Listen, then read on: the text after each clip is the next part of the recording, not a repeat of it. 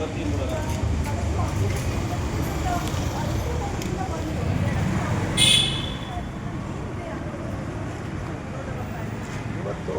ಕನ್ನಡ ಚಿತ್ರರಂಗ ನಮ್ಮ ಕನ್ನಡ ಅನ್ನುವಂಥ ಪದ ಆ ಕನ್ನಡ ಪದಕ್ಕೆ ಅವಮಾನ ಮಾಡುವಂಥ ಕೆಲಸಕ್ಕೆ ಅವರು ಕೈ ಹಾಕಿದ್ದಾರೆ.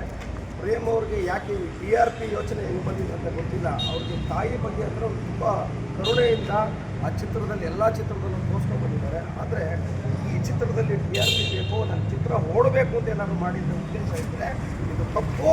ಕನ್ನಡ ಪರ ಸಂಘಟನೆಗಳು ಯಾವುದೇ ಕಾರಣಕ್ಕೂ ಬಿಡೋದಿಲ್ಲ.